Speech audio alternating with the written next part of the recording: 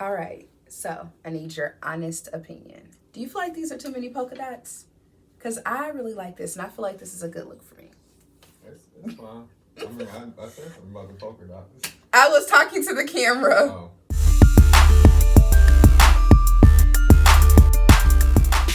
What's up, everybody? Welcome to What's Good with Ebony Chappelle, a show about people doing good things and things that make us feel good.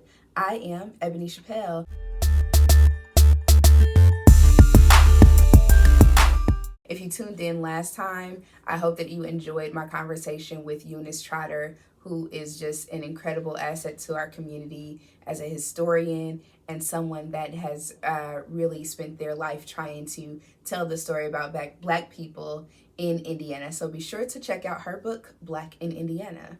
This week, we are going to talk to another group of great people here in the city, some young people that are doing some really interesting things. So we're going to hear from Devin Jen and Denicia Malone, who have started a new venture called Black Space Indianapolis. They are our Black Business Spotlight. Also, our feature presentation is going to be with Sampson Levingston of Through Two Eyes. If you guys have never heard of him, you are in for a treat. So he takes folks on these imaginative walkthroughs through the state of Indiana at different points of interest to help them discover the history living in their own backyard. So I hope you guys really like that.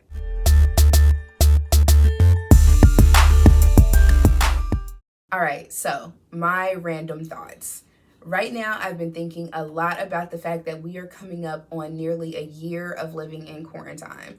Some people who were maybe smarter, a little more prepared, knew that this was coming down the pike way before people in my world did. So around this time last year, I was preparing to leave one job and start another. So I was already, feeling all the things that come along with starting a new job.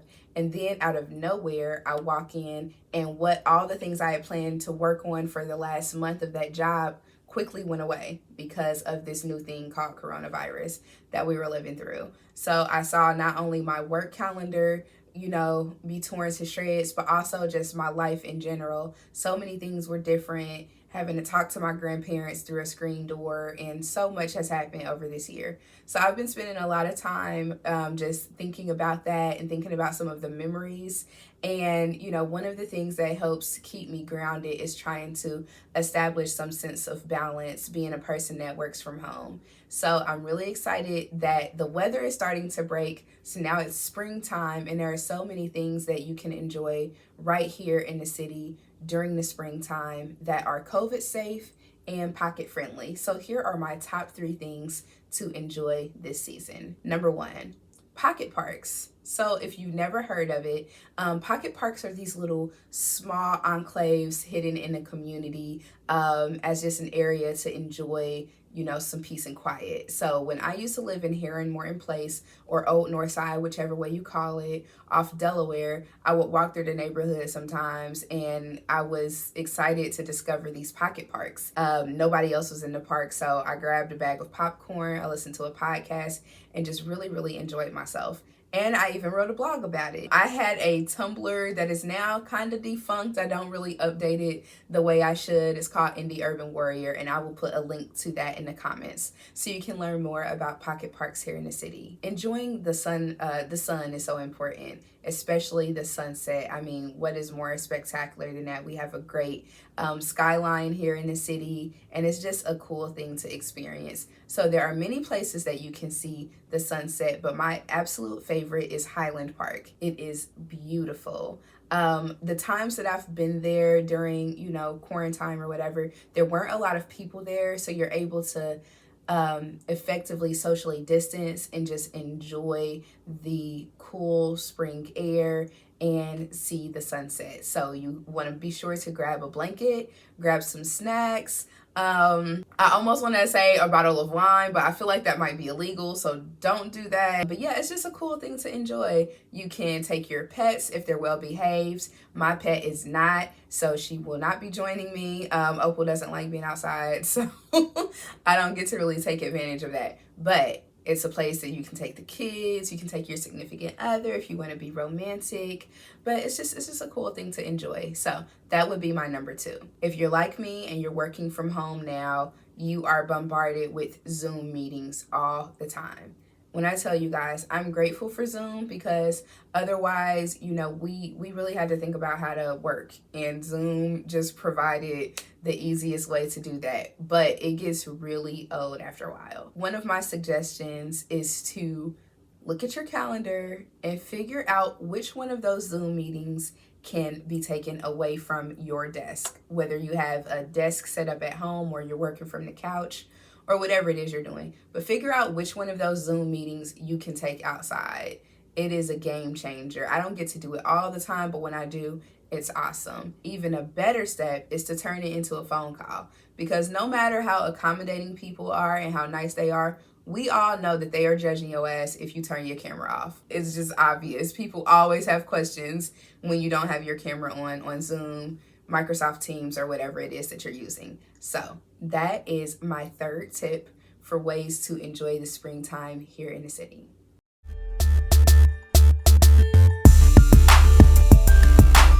All right, so our Black business spotlight for this week is Black Space Indianapolis. And this is a collaborative effort from two of the most visionary minds in our community, Devin Jen and Denicia Malone. So without further ado, let's jump into that Black business spotlight.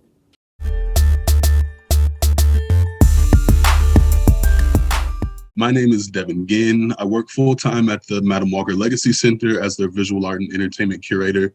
And I also help organize the behind-the-scenes aspects of Black Space. And it's a really, really, really wonderful network of planners and designers and artists and activists who do some really, really good work in their respective cities. So we're hoping that we can transform the city of Indianapolis in the same way. So my name is Denicia Malone. I am an urban planner, researcher, and artist. I work at Purdue University's Black Cultural Center, and I'm also kind of a roaming arts ambassador and curator in Indianapolis and in other cities. I also help with the behind the scenes programming and listening and research for Black Space Indianapolis affiliate. Yeah, so kind of as Devin alluded to, we're a collective of urbanists. And that word is pretty broad, but it's planners, designers, artists, activists, community organizers who identify as Black or who are allies to the Black community. And we work as an affiliate group here in Indianapolis to highlight, preserve, protect, and promote Black spaces in the city through various means, various activations. And the main goal is to showcase that Black spaces everywhere, wherever Black people are, is a Black space. But we also like to pay homage to and draw attention to historic Black spaces, whether or not they're deemed historic by any kind of government marking or city-based, state-based marker. But we have lots of historic Black neighborhoods that might not be recognized as such. We have lots of historically Black institutions or stores that, again, might not be recognized as such. And so that's a lot of our work is highlighting those spaces and also envisioning future spaces. As I said, wherever Black people are, that's a Black space. Devin, feel free to expound upon that if you like. Yeah, absolutely. I honestly think you hit the nail on the head, Denicia. That encompasses the totality of what Black space is. We recognize that the built environment just isn't conducive for folks in the margins. We recognize that people who are susceptible to the ills of America often have to put up with terrible design, and that's why Black space is so important to me. Just because we really re-envision what a space can look like, what the built environment looks like for and by Black people. Because we're not placemakers. That's not the role that we play. We recognize that is a tool being used in communities, but we don't prescribe to that tool for our communities. But moving forward, our first year here in Indianapolis, as I said, we're a new affiliate. We're using this year to listen. A part of our process and a part of our manifesto is understanding that people exist in place already. And so we're not entering any space as though we're the expert. We're entering the space with appreciative inquiry and recognizing that there's lots of expertise already existing on these streets, in these neighborhoods, in these homes. And so we're spending the first year as a collective, while we all are individuals who have given lots of time to the city, just as a collective listening for the first year. And so all of our programming is to do just that, is to learn about these spaces through the lens of the people who exist there. And we find that deep and active listening is a massive component that's often missed by these larger institutions doing the quote unquote placemaking work, and recognizing that these places already exist. They've got histories and beautiful futures. We really want to make sure that as we're listening, we're helping empower and embolden the community at large to really be a beacon of hope for their neighborhood, to have some sort of stake in the game that gives them this sense of ownership that says, you know what, this is my place, this is where I live, and I don't feel like it was pushed off upon me, but it's something that I want to take to the next level. And that's really the crux. We are working on some neighborhood tours coming up, and then we're also working on some power hours where we will be partnering with, again, local experts, Black architects, Black real estate realtors, Black designers, etc., to kind of break down some of the myths of what it means to invest in our spaces. We have lots of conversations about what our spaces are, but how do we actually be in space? What does it mean if someone wants to buy a home? What does it mean if someone wants to buy land? What does it mean if someone's trying to open a business? So how do we start to, as Black people, as Black residents, truly invest and root ourselves in these spaces? And so those power hours will, again, kind of demystify a lot of the barriers that people believe exist in engaging in that way with Black space. So of course, Black Space Indianapolis, while we are in this massive, deep and intentional listening phase, we're producing a lot of content that deals with the Black experience. So you can follow us on all of our social media. We're on Instagram and Twitter at Black Space Indy, and of course, Facebook. I said Twitter, we're not on Twitter. Soon though. But those are the major ways right now that you can engage with us. And of course, the programming that's coming up, make sure that you tune in. Our final one is May 11th, I believe, not April. Thank you. Definitely keep an eye out for all of these that are coming up. We want to make sure that we support the community. So we're always open to feedback and ideas, because once our year of deep listening commences, the sky's the limit for the city of Indianapolis.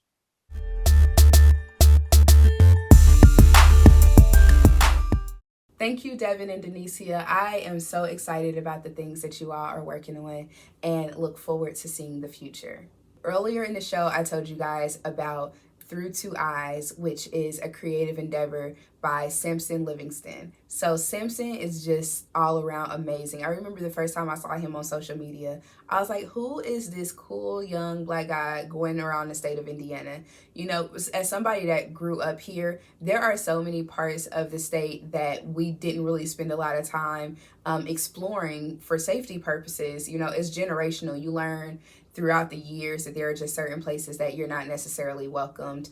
And seeing Sampson kind of go boldly in that direction no matter what, and uncover the history of Black people in those spaces and just the hidden history of the state as a whole has just been really, really encouraging. So I was excited to talk to him about Through Two Eyes. So without further ado, let's jump into our feature presentation with Sampson Levingston of Through Two Eyes.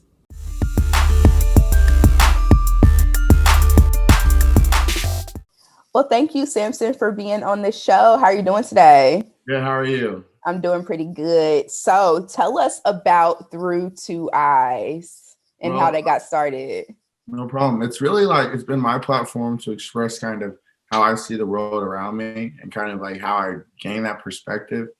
And then I realized kind of as I was expressing that, it gravitated me towards Indiana history. Indiana history, I could explain things around me by looking at Indiana's history, like street names and school names and things like that. And then also figure out things on myself. So as I transitioned to only talking about Indiana history, it allowed me to connect with more people with similar interests, and then allow me to showcase my love for Indiana history and my passions by reaching more people. And so that's kind of Through Two Eyes, just kind of how I see how I see the world around me, which is Indiana, because that's where I am.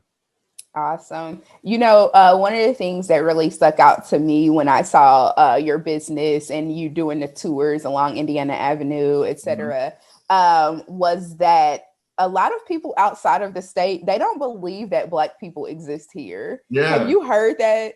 Yeah, for sure. Like sometimes I'll be driving through rural Indiana and I'll be thinking like, this is what people think the whole state is, you know. Mm-hmm. But like they're at a point in time, during the Great Migration, in the Midwest, especially, we have the highest percentage of African Americans living here, and so like we've always been here. I mean, ever since Indianapolis was a city, Black people have been living here. So it's like we've always been here. It's kind of not as big as numbers as other cities. Yeah. Why do you think that people have that misinformation, people outside of the city and outside of the state? Why do they, misinterpret that? I think historically the state has done a great job of choosing who they want to elevate and who they want to let know from here.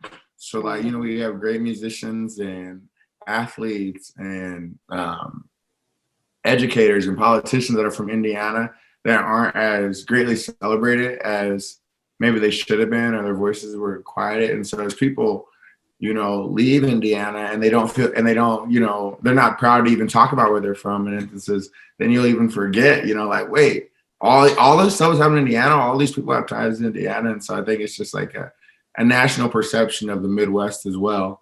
And here in Indiana is like a farm town with the speedway and the track and, Corn, Colts, yeah, all corn that stuff. and all that stuff. They kind of get lost in like, yeah, Indianapolis has got some people. Gary's got some people. Fort Wayne, we've got cities. Yeah, absolutely. So I mentioned earlier that one of the things that you do with Through Two Eyes is you do the tours of Mhm. Indiana Avenue, but also looking at your Instagram and on your website, you travel all over the state. What are some of the things that have been most surprising to you about when you're doing that work? It's just the stories, like just like, and it's through my own curiosity and like the things that I'm looking for, like as a young, as a young black male looking at history, like what would be interesting to me, like what would I want to find out, going to find different black settlements, going up to northern Hamilton County and finding Atlanta, Indiana, which is where Robert settlement was, and like, wow, that was right here, and learn about Native Americans up, near Fort Wayne on the statue of Little Turtle. You're like, wow, like all that was right here, like, and that allows you to think about, what other parts of, who you are have you not kind of discovered. So it's just mainly the history that's like not in textbooks. So it's like women's history, Native American history, Black history. Anywhere I find that's not told, I kind of get excited. Yeah. What is one of your favorite stories, if you could share, like an abridged version? Yeah, I think one of my favorite ones that I wrote about was in Pendleton, Indiana. That's not too far from here, just northeast of Indianapolis. But it was where the first time that white men were convicted and hung for killing Native Americans happened right there. And that same spot, and it's right along where Fall Creek is. And that same spot, Frederick Douglass came to speak. Like the historical markers almost right by each other. And these white people there, like they ran him out of town. Like they ran Frederick Douglass out of town? Yeah, they ran him out. But then there was people, living nearby who were where he could go and rest. And they were, they made where you could shelter, for the night. And so there are people on the right side, obviously, too. But it's just like a real historic spot. Like all this happened right here, and writing about it and realizing that not too many people know that that's where Fall Creek almost starts. I just started the story. I live by Fall Creek. I was like, I'm going to drive up with Fall Creek and see where it goes. I've never followed this thing. And I go up there and then I find all that historical stuff. And I'm like, wow, look at what I can find just by following the water, So I just thought that was pretty cool. Wow, that is amazing. And, one of the things that I struggle with is the fact that when I was in fourth grade growing up in Indianapolis, you learned Indiana history in fourth grade. Right. So we had a special textbook and everything. And I never heard any of this stuff. And it wasn't until recently through people like you and other folks locally that took it upon themselves to do it that I even learned that any of this stuff ever happened. Yeah, that's Yeah. kind of like that's kind of the thing that's like unique about it is that I'm telling people stuff that I feel like they should already know. So like, but because like, hey, this is so awesome. Like, I wish everyone kind of already knew this, but it's also created this unique opportunity to tell the story kind of from my perspective before it's read about sometimes from others. So it's like I can look at it and I can gain perspective as I'm doing it. But like as we were growing up, it just wasn't talked about. And so it's like when you're learning about it for the first time, you're taking it in, it's just you. It's no filter really. Like well, there's the source, but there's no teacher giving it to you. It's not discussed in class. It's just you, and you're thinking like, what does this mean to me? Why am I studying this history every single day? You know, and so for me, I wish it was in the schools. I really do, but it's been a blessing that I got to discover it kind of as I was coming up, you know, later in high school, earlier in college, and then even now. Yeah, it really, to me, it seems like it's better to learn it on your own, to learn it that way, because I feel like it probably establishes a sense of self and a sense of place, which is really important, especially for Black people, because, you know, there's this misnomer that because we were captured from Africa, we don't have any culture. And which Right. is so not true. Like, I hate when people say that shit, but it Right. happens. People really believe that. And by doing, you know, the research and going on these personal journeys, you learn, yeah, we do have culture, we do have history here, and this place belongs to me too, the same way it belongs to anybody else. Right. Yeah. It's you know, like we're so much a part of this culture that it's hard for people to even, you know, begin to say something like begin to say something like that. So I see why it's you frustrated, but I think it just comes from having the opportunity to tell stories. You know, now that there's so much different access to mediums and there's so many different voices and stuff that are out here, we have access to go seek this information, and it is fulfilling to find it by yourself. I kind of feel like that's kind of what like I can pride myself in. Like I can find out anything I want to because I found out so many things that I haven't, you know, been told before. And so I think a lot of the gratification I get from doing this is kind of finding it yourself. And I bet you probably feel the same way when you find something Yeah. that's interesting, like just on your own. Like, I wonder who knows this. Like, how do I tell this information to people? Yeah. You know? I'm kind of annoying because I will tell everybody or anybody that'll listen, like if I get onto a new obsession with something, I'm just like, okay, everybody around me needs to know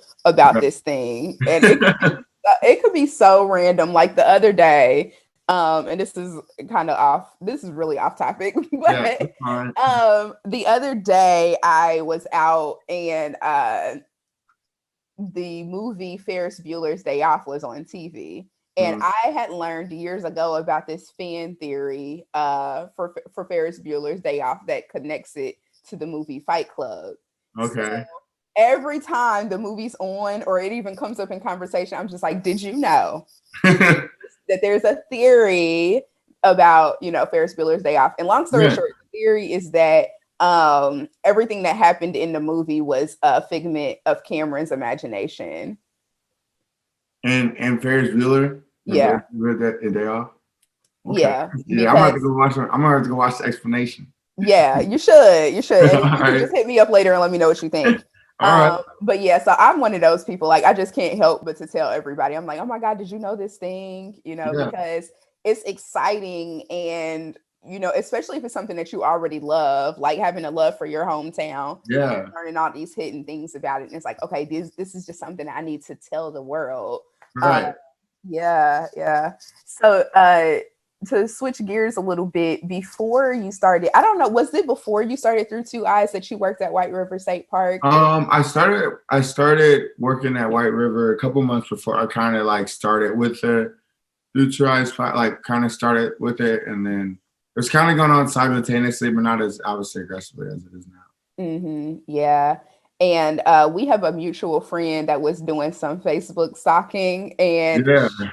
she sent me Leslie of Indiana Avenue newspaper on Yeah. Facebook. She sent me something that you posted on your personal page, which was a termination letter from White River State Park. Yeah. And she said, I just love how millennials are just so bold and out there and telling their truth. So you don't have to tell all the gory details or anything, but I'm just interested to know like what inspired you to tell that story.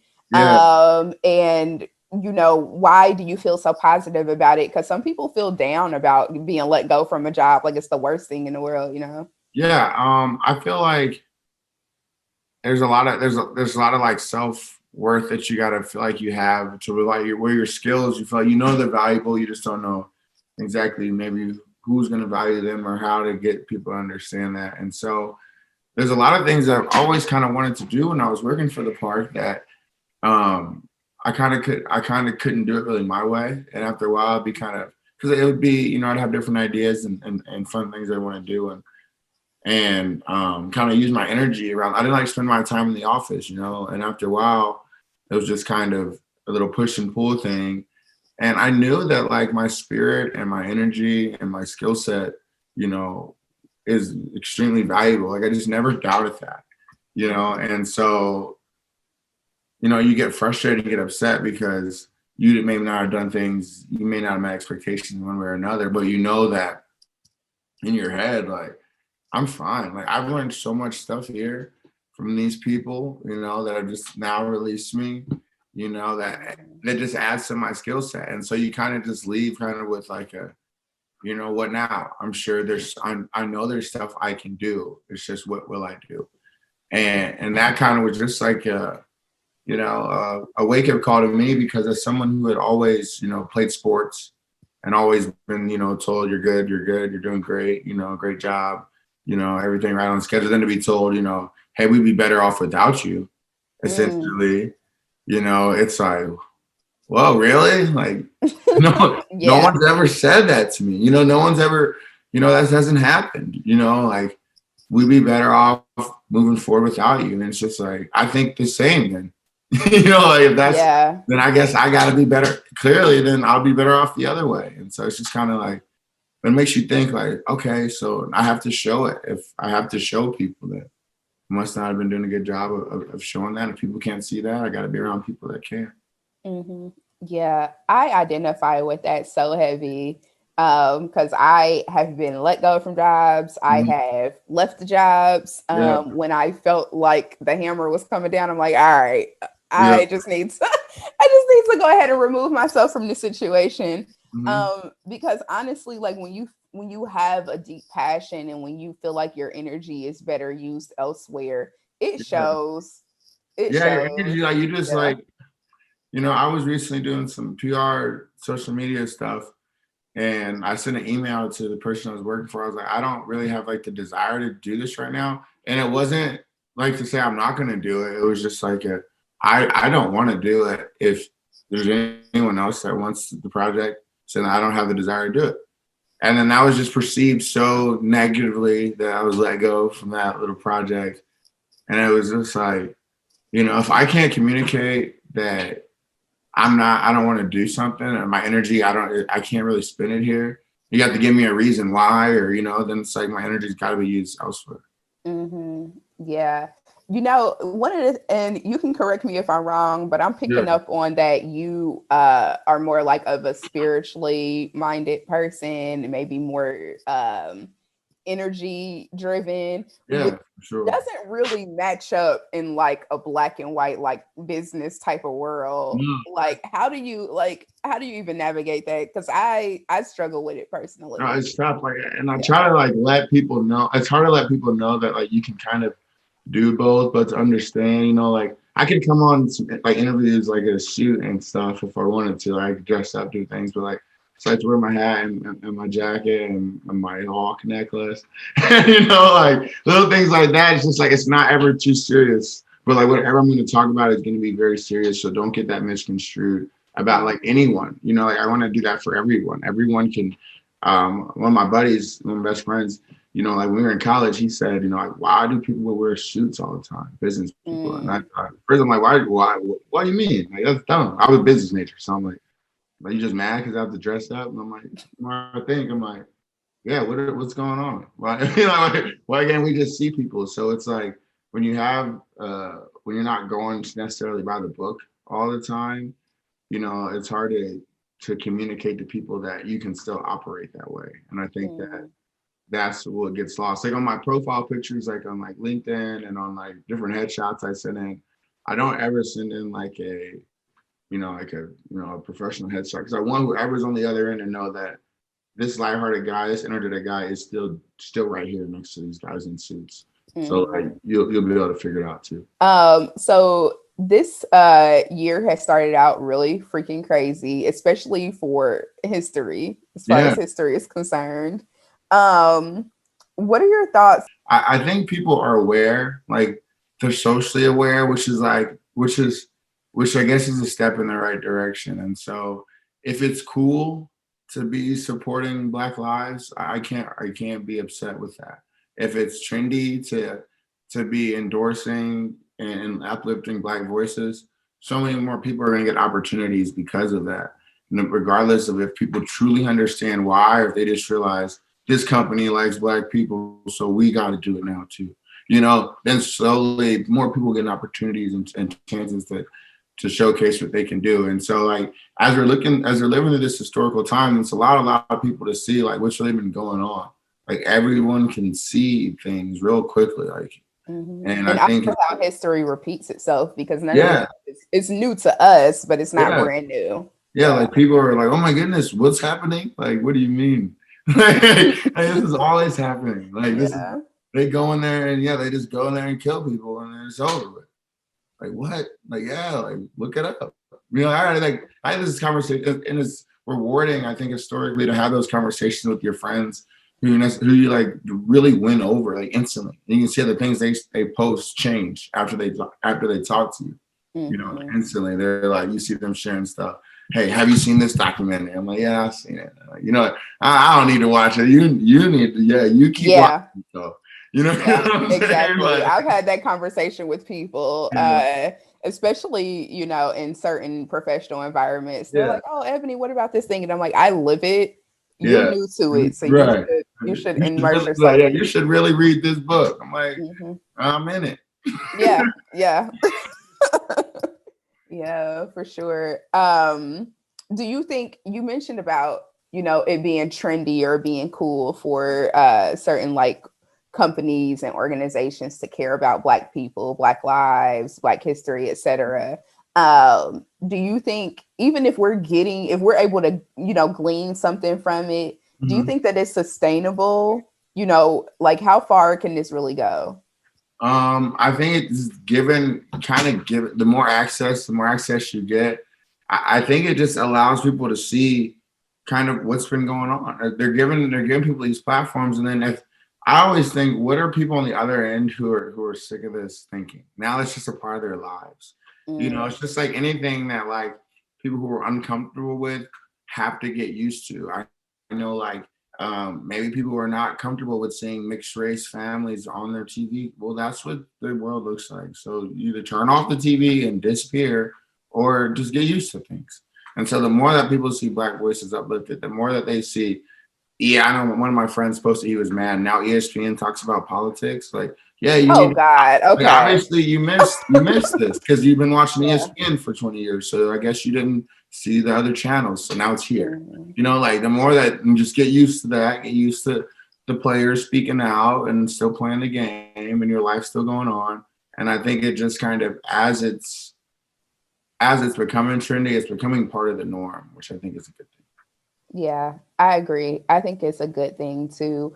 When I see things like that happening, it just makes me feel like, wow, the world is finally reflecting what it actually looks like. Because we've always been here. We've always been having these conversations. These things have always been going on. The world, as far as our country is concerned, is finally catching up. So, yeah, it's it's good to see like your life, depicted. Like one thing, for example, I know I think it's The Bachelor right now. The dude's Black, I think, on the show. Oh yeah, I haven't watched it. I don't watch it. I can't get into that shit. I never watched it, but I'm like, the moment that I saw, it's a Black guy. I didn't know this. I'm instantly, you're like, that's, you know what I'm saying? Like, okay, that's, all these other, I don't know, all these people look like this.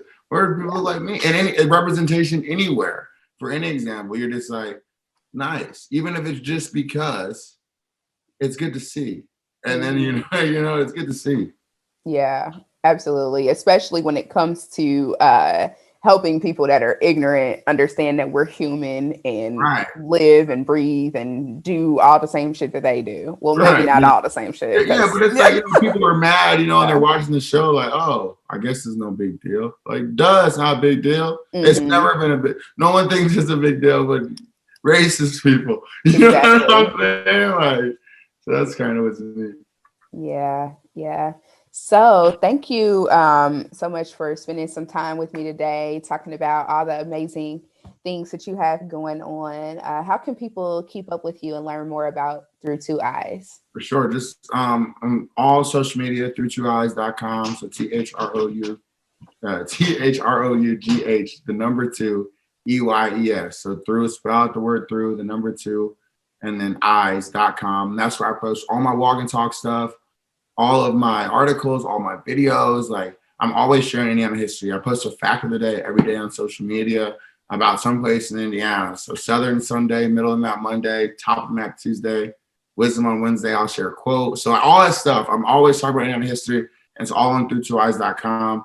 Awesome, awesome. Well, I'm glad to hear it. So thank you again for being on All the right.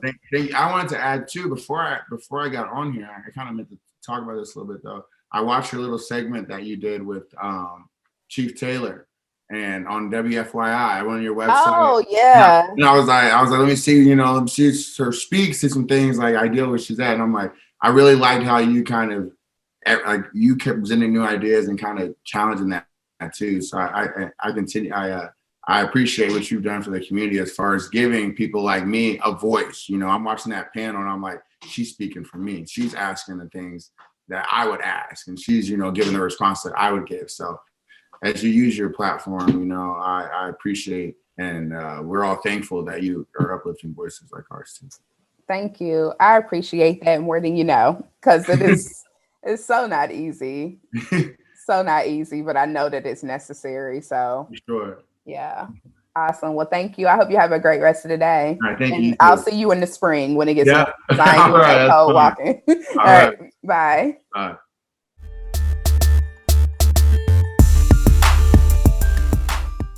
All right, Sampson, thank you so much for being on the show. So excited to hear about everything that you have going on. And thank you to each and every one of you for tuning in. Be sure to like and subscribe, follow me on social media, and check out my website, ebonychappelle.com, to find out more about what I have going on. Stay tuned for our next episode, which is going to be focused on Black women creating history in their own right. So we're going to hear from Tammy Winfrey Harris, who is the author of a new book called Dear Black Girls. And we're also going to hear from artist Deanna Craig.